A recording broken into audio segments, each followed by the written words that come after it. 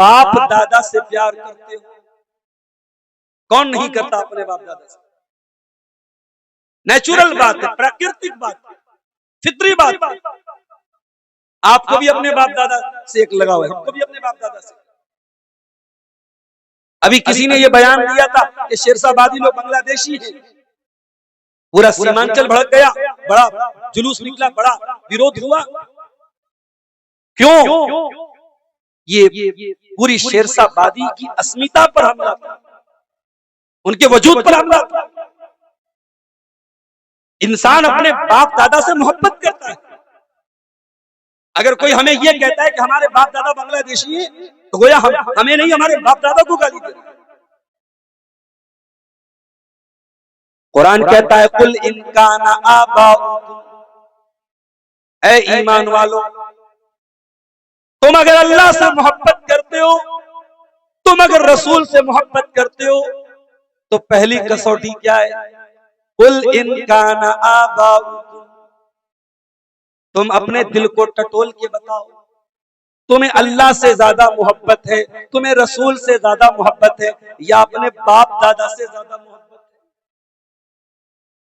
वो अबनाउकुम, दूसरी कसौटी, तुम्हें अल्लाह और उसके रसूल से ज्यादा मोहब्बत है या अपनी औलाद से ज्यादा मोहब्बत है? मुझे किसी ने बताया मौलाना, आज टेौसा की सरजमीन पे बड़ी तादाद में लॉटरी खेली जा रही है, किसी को 1 करोड़ 2 करोड़ मिल गया। अब बाकी नौजवान भी यही सोचते हैं हम भी करोड़पति बन जाएंगे। लॉटरी खेली जा रही है। ऑनलाइन आज कितने सारे ऐप चल रहे हैं जिसमें मुसलमान नौजवान शामिल होकर के जुआ खेल रहा है। कोई क्रिकेट मैच पर सट्टा लगा रहा है, बिहार के इलेक्शन पर भी सट्टा लगाया जा रहा है। और इंसान ये सारा काम क्यों कर रहा है? 4 पैसे आ जाए, पैसे आ जाए, मेरे बच्चे अच्छे स्कूल में पढ़ने लगे, मेरी बीवी को अच्छी साड़ी मिल जाए, मेरे बच्चों को अच्छा कपड़ा मिल जाए, मेरा मकान आलीशान बन जाए। कुरान क्या कह रहा है? कुल इनकाना आबाउकुम व अबनाउकुम, ऐ नबी आप फरमा दीजिए, ऐ ईमान वालों, तुम जरा अपने दिल पे हाथ रख के बताओ, तुमको अल्लाह से ज्यादा मोहब्बत है या अपनी औलाद से ज्यादा मोहब्बत है? तुमको रसूल से ज्यादा मोहब्बत है या अपनी औलाद से ज्यादा मोहब्बत? अगर औलाद के लिए जुआ खेल रहे हो, औलाद के लिए सट्टा खेल रहे हो, औलाद के लिए लॉटरी खेल रहे हो, औलाद के लिए सूद खा रहे हो, औलाद के लिए पड़ोसी की जमीन हड़प रहे हो, इसका मतलब कि तुम कसौटी पर फेल हो गए, तुम खोटे निकल गए, तुम्हारी मोहब्बत रसूल का दावा झूठा। तो लाख नारे लगा ले, तो लाख बैनर लगा ले, वो स्टेटस पर स्टेटस लगा ले, तो पूरे मोबाइल में तस्वीरें भर ले, I love Mohammad, I love Mohammad, I love Mohammad, तेरा दावा झूठा है अगर इस कसौटी पर तू खरा नहीं। पहली कसौटी बाप दादा की, दूसरी कसौटी औलाद, तीसरी कसौटी वह इखवान, और ऐ ईमान वालों, अपने दिल पे हाथ रख के बताओ, तुम्हें अल्लाह से ज्यादा मोहब्बत है, तुम्हें रसूल से ज्यादा मोहब्बत है या अपने भाई बंधुओं से ज्यादा मोहब्बत है? ये भी तुम देख लो। सहाबे किराम भाइयों से बहुत प्यार करते थे, और भाई वो रिश्ता होता है, लोग जुमला इस्तेमाल करते हैं कि जो खून मेरी रग में दौड़ रहा है मेरे भाई की रग में दौड़ रहा है। लोग भाई की मोहब्बत की मिसाल देते हैं, लेकिन मेरे प्यारे भाइयों, सहाबा को देखो। मुसअब बिन उमैर इस्लाम लाए, बड़े गौर से सुनना मेरे भाई, मुसअब बिन उमैर इस्लाम लाए, और ऐ टेौसा के नौजवानों, ऐ किशनगंज के नौजवानों, मुसअब बिन उमैर अपने जमाने के बहुत बड़े फैशनबाज, इस्लाम लाने के पहले बहुत बड़े फैशनबाज थे। जैसा कपड़ा मुसअब बिन उमैर पहनते थे कोई नहीं पहनता था, जैसा जूता वो पहनते थे कोई नहीं पहनता था, उनके जैसे खुशबू पूरे मक्का में कोई लगाने वाला नहीं था। बड़े शौकीन थे, बड़े फैशनेबल थे। मुसअब बिन उमैर इस्लाम ले आए। इस्लाम लाने के बाद बाप ने घर से निकाल दिया, माँ ने दरवाजे बंद कर लिए। मुसअब बिन उमैर जो कल तक मक्का का सबसे खूबसूरत नौजवान था, सबसे बेहतरीन कपड़ा पहना करता था, आज इस्लाम लाने के बाद फटा पुराना कपड़ा पहनने पर मजबूर हो गया। मुसअब बिन उमैर मक्का की गलियों में चल रहे हैं और कपड़ों में पैबंद लगे हैं, और सहाबा उनको देख के ठंडी सांस भरते हैं और कहते हैं, हाय, ये वही मुसअब बिन उमैर है कल जो मक्का का सबसे खूबसूरत नौजवान। जगह जी लगाने की दुनिया नहीं है, ये इबरत की जा है, तमाशा नहीं है। इस्लाम की मोहब्बत जब मुसअब बिन उमैर के दिल में आ गई, फैशन की मोहब्बत खत्म, कपड़े की मोहब्बत खत्म, उन्होंने सारी जिंदगी इस्लाम के लिए वक्फ कर दी, इस्लाम के लिए कुर्बान। जंगे बद्र आई, इस्लाम की पहली लड़ाई। मुसअब बिन उमैर मुसलमान हैं, मुसलमानों की तरफ से लड़ रहे हैं। उनका भाई जिसका नाम अबू अजीज बिन उमैर था, वो दुश्मन की तरफ से लड़ रहा था। लड़ाई हुई, जंग हुई। मुसअब बिन उमैर का भाई गिरफ्तार हुआ, अरेस्ट किया गया। एक मुसलमान उसको कैदी बना के लेके जा रहा था। रास्ते में मुसअब बिन उमैर से मुलाकात हो गई।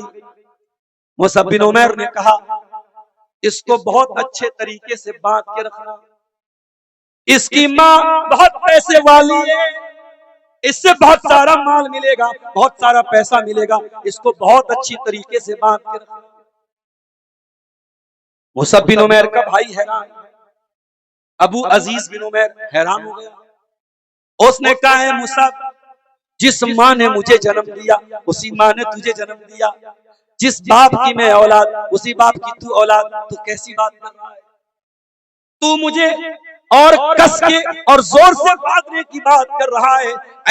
ऐ मुसअब, तू कितना बदल गया है, तू मेरा भाई नहीं लग रहा है।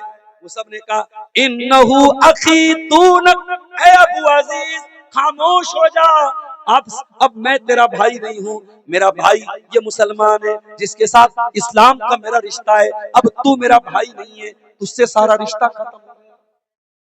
अल्लाह, ये है कसौटी मोहब्बत। भाई की मोहब्बत अपनी जगह है, लेकिन अल्लाह से बढ़ के नहीं है, रसूल से बढ़ के नहीं।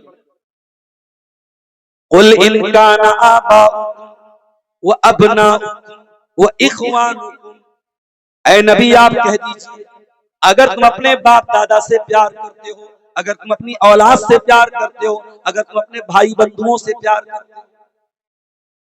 चौथी मोहब्बत, व अज़वाजुकुम, जिस औरत को निकाह करके शादी करके लाइफ पार्टनर बना करके लाए हो, अगर उस बीवी से तुम मोहब्बत करते हो। कौन नहीं करता अपनी बीवी से मोहब्बत? अरे बड़ा घटिया इंसान होगा, बड़ा ही कमतर दर्जे का इंसान होगा जो बीवी से मोहब्बत नहीं। बीवी क्या है? बीवी कोई ऐसा गर्लफ्रेंड और बॉयफ्रेंड का रिश्ता नहीं है मियां बीवी का, जिसमें इंसान यूज एंड थ्रो वाला काम करे, लिखो और फेंको वाला काम करे। शादी का रिश्ता, निकाह का पवित्र रिश्ता, जो शादी के बाद मियां बीवी के रिश्ते के रूप में बदलता है, ये रिश्ता बड़ा पवित्र रिश्ता है।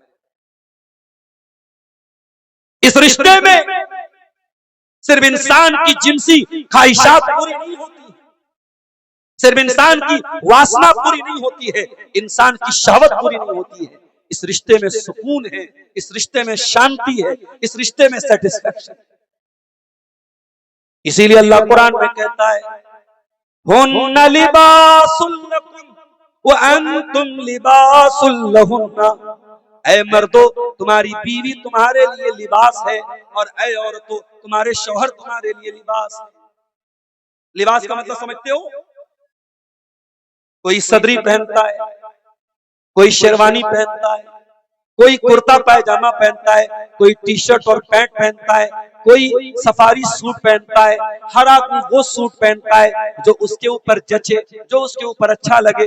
कुरान क्या कह रहा है? हुन्ना लिबासुल लकुम व अंतुम लिबासुल लहुन्ना। ऐ मर्दो, तुम्हारी औरत तुम्हारी जिंदगी की जीनत है, तुम्हारी बीवी तुम्हारी जिंदगी की सुंदरता है, तुम्हारी जिंदगी की खूबसूरती है। तुम्हारी जिंदगी से बीवी को निकाल दे, तुम्हारी जिंदगी ब्लैक एंड व्हाइट हो जाएगी, जिंदगी का रंग निकल जाएगा। अगर शादीशुदा इंसान की जिंदगी से बीवी को निकाल, बीवी से बहुत मोहब्बत करता है, लेकिन अगर अल्लाह से बढ़ के कर रहा है, रसूल से बढ़ के कर रहा है, तो फिर फेल हो जाएगा। जिहादे मोहब्बत की आवाज गूंजी, कहा हंजला ने ये दुल्हन से अपनी। जिहादे मोहब्बत की आवाज गूंजी, कहा हंजला ने ये दुल्हन से अपनी। इजाजत अगर दो तो जामे शहादत लबों से लगाने को दिल चाहता है। हजरत हंजला रजी अल्लाह, शादी हुई, शादी की पहली रात अपनी नौ विवाहिता, अपनी नौ बियाहता दुल्हन को छोड़ के मैदान जिहाद, नापाक है, जनाबत की हालत में है, गुस्ल करने की भी फुर्सत नहीं है, उसी हालत में मैदान जंग में जा। बीवी को मालूम है शौहर जिंदा भी आ सकता है, शौहर की लाश भी आ सकती है, लेकिन बीवी की पेशानी पर कोई बल नहीं है। बीवी अपने आंसुओं को कंट्रोल कर रही है, अपने रोने को कंट्रोल कर रही है और कहती है मेरे सरताज, अगर आप जिंदा लौट के आए तो मैं खुशनसीब रहूंगी, मैं गाजी की बीवी कहलाऊंगी, और अगर आपकी लाश आई तो कोई बात नहीं, मैं शहीद की बेवा कहलाऊंगी। ऐ मेरे शौहर, अल्लाह के दीन के लिए आप जा रहे हैं, मुझे कोई प्रॉब्लम नहीं, मुझे कोई एतराज नहीं। हजरत हंजला उसी हालत में चले गए, जंग के मैदान में गए, शहीद हो गए।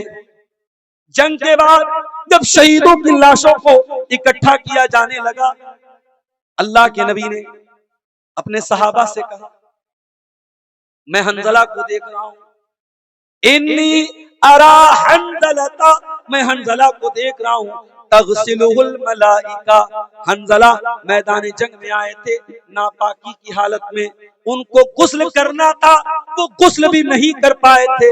ऐ लोगों, मैं क्या देख रहा हूँ, फरिश्ते हंजला को गुस्ल दे रहे हैं। मैदान जंग में जब हंजला की लाश मिलती है, क्या देखा जाता है? उनके बालों से पानी टपक रहा है, उनके बदन से पानी टपक रहा है। हंजला वो सहाबी है जिनको फरिश्तों ने गुस्ल दिया था। ये है मोहब्बत रसूल। बीवी से बहुत प्यार है, मगर बीवी के प्यार के नाम पर अल्लाह और उसके रसूल की मोहब्बत को ठुकराया नहीं जा सकता। अल्लाह ने फरमाया, ऐ ईमान वालों, मोहब्बत रसूल की चौथी कसौटी क्या है? वह अज़वाजुकुम, अगर तुम अपनी बीवी से प्यार करते हो। और पांचवी कसौटी, वह अशीरतुकुम, अगर तुम अपने खानदान से प्यार करते हो, अपने कबीले से प्यार करते हो, अपनी बिरादरी से प्यार करते हो। बिरादरी सबको प्यारी है, खानदान सबको अजीज होता है। मेरे वालिद की 6 बहनों में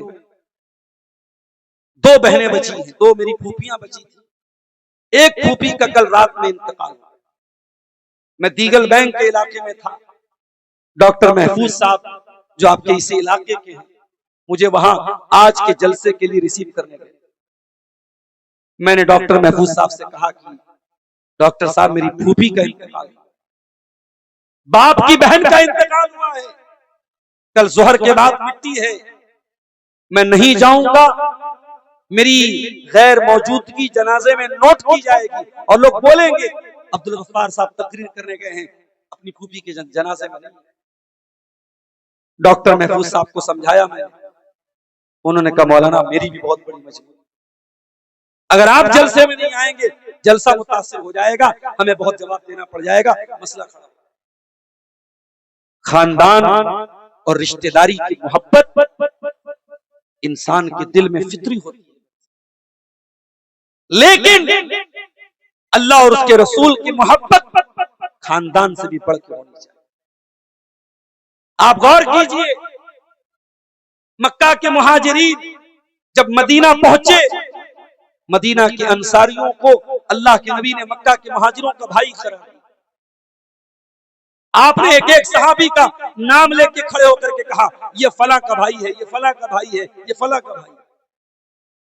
और सहाबा ने अपने खून के रिश्ते से बढ़ के इस रिश्ते को निभाया।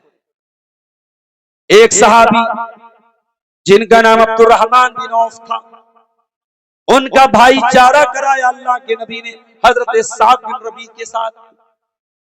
साद बिन रबी अंसारी सहाबी, बहुत मालदार सहाबी, उनके पास खजूरों के कई बाग थे।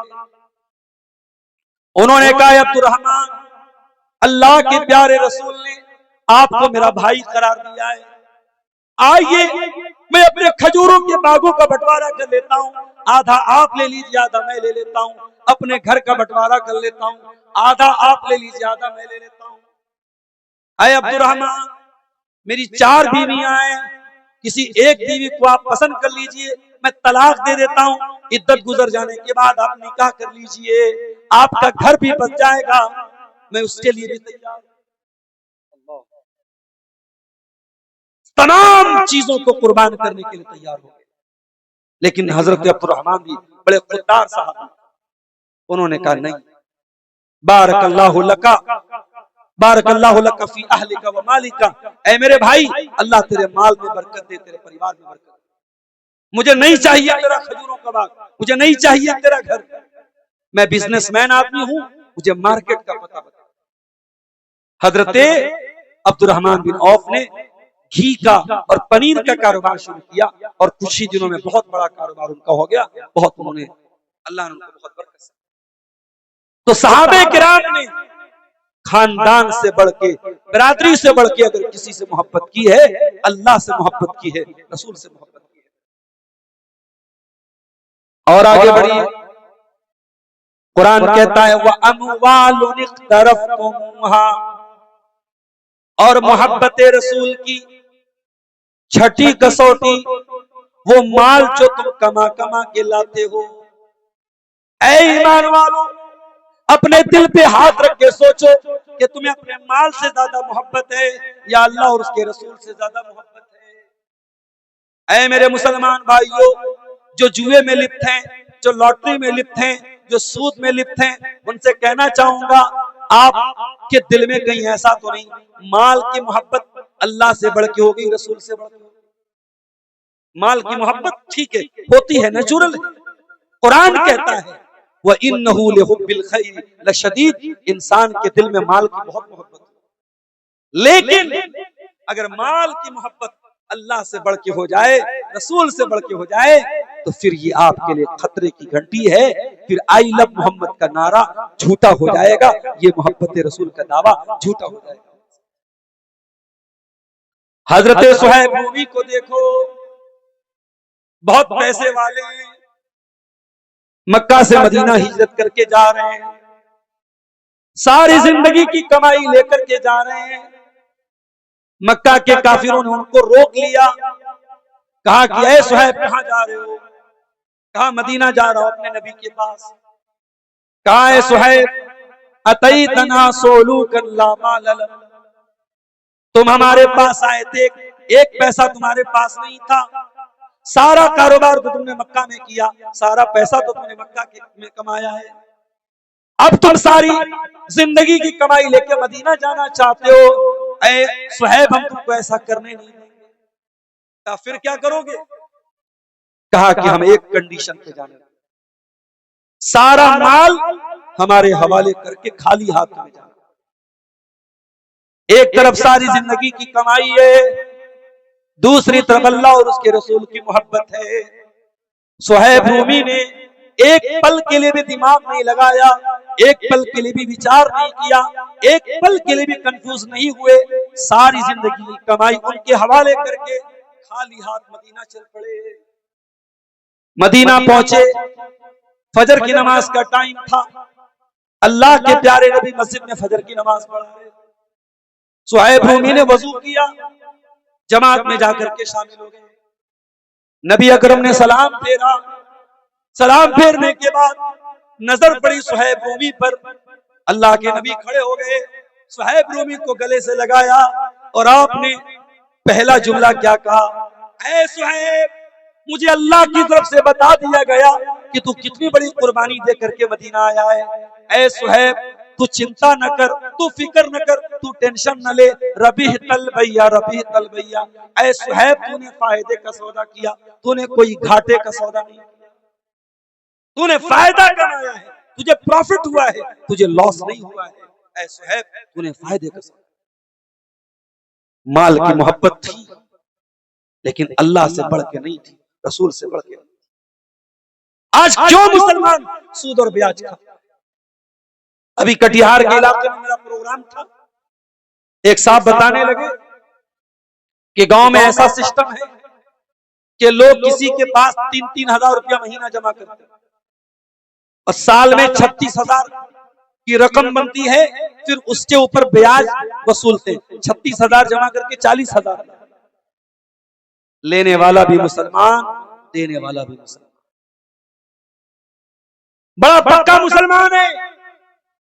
मस्जिद में पहली लाइन में बैठता है, सर पे टोपी भी लगाता है, सारी मुसलमानों की पहचान है, मगर अपनी कमाई में इस बात की परवाह नहीं करता है कि कमाई हलाल है कि हराम।